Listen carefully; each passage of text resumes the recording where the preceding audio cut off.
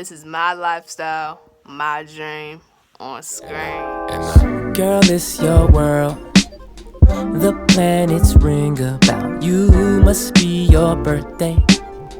The earth keeps spinning your tune, girl, it's your world. The evening stars fall from you. Bet that's your birthplace. The sun reminds me of you. If you are a popular loner in school, watch this video. This video is for you. I'm gonna get straight into it. I don't play around with that whole talk for no reason. Number one, it's okay to be by yourself. It's okay to be alone. It does not mean you're a lonely person. It does not mean you're a bad person. 90% of the time, it's not even your fault. Usually it's, you were the victim or you're innocent, and it just came out into those measures. Especially in school, you're surrounded by immature kids constantly, but it's okay to be by yourself. You have to learn to cope and deal with that, because in life, that's something that you have to be able to do. Be independent, be able to work and get through things even though you're by yourself. This is the best time to find your purpose. This is the best space, mindfulness, headspace you could ever be in your entire life, because you have nothing else to get to now. It's okay to be a popular loner. Be content with that, whether you're known or whether you're not. It's okay to be by yourself. You're not a bad person. You're not a weirdo. You're not lame. You're just by yourself. You don't have that many friends. You probably don't have any friends at all. You probably can only count with your one hand. Okay, that's my situation, and that's good. That means you're choosing quality over quantity, because I'm telling you, people do not have your best interest at heart like you think they do most of the time. Usually people around you for the glitz and glamour, because you might have like some unique talent that they think that will make them cool, and it's just it's a lot of other factors and materialistic value. And people really do not care for your well-being. When you're by yourself, it doesn't matter. It's only you. So own that. It's okay. You are in the best position to find your purpose. That brings me into number 2. Finding your purpose. What does that mean? All right, what are you talking about? Figure out what gives you constant euphoria and dopamine when you're doing something that requires no materialistic incentive, that has no materialistic incentive. What is something that you're genuinely passionate about?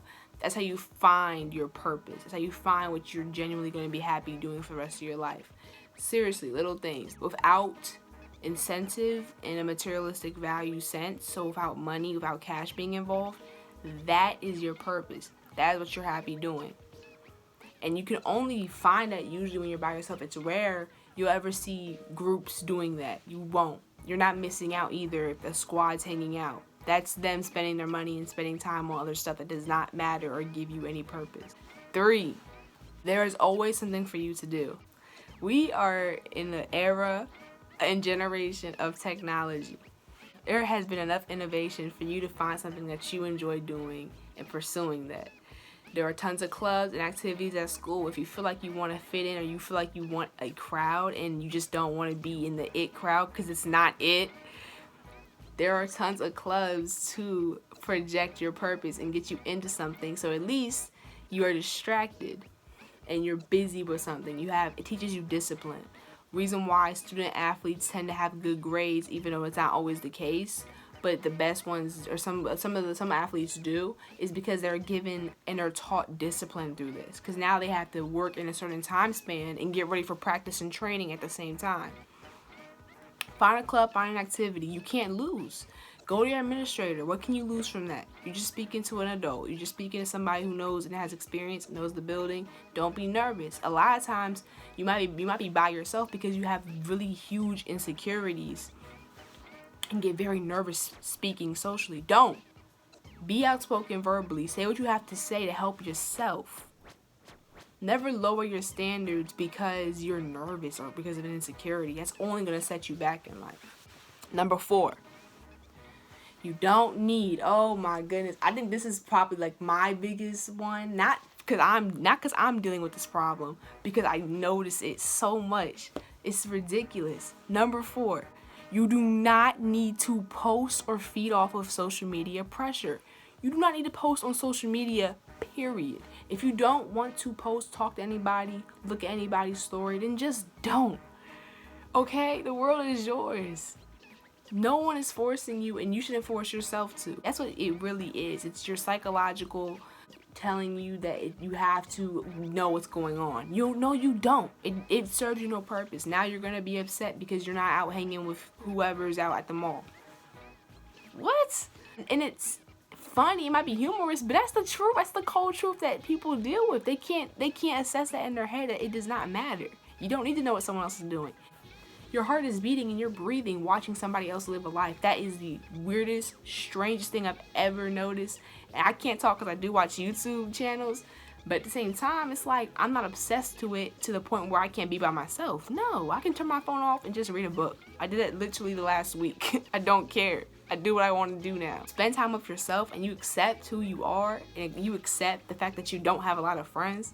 You notice a big glow and you don't care, and the insecurities slowly start going away. I promise you that. You can't lose. Usually the friends that you so-called lost weren't even your friends to begin with, because you don't lose friends. Friends will always be your friends no matter what, no matter what's the distance. It's always gonna be a what's up, let's talk, how are things going. So that whole entire I lost friends thing is a myth. If they're really your friend, you can't lose them. Just remember that bond's always gonna be tight. Last one, number 5. Be true to you. This is why it's the final one. I want this to stay planted in your head. There's no other way to explain this.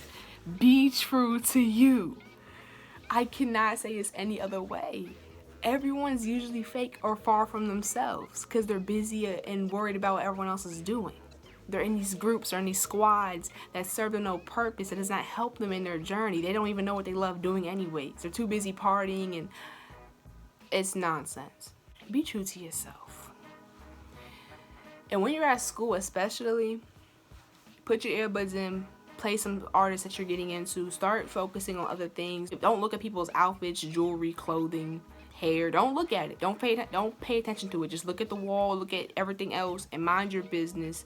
Get to class first. Sit in class. Talk to the valedictorian. The ones that are intellectual and care about their education, I'm with them. That's me. You guys see what's going on back there. I'm a nerd too, so what?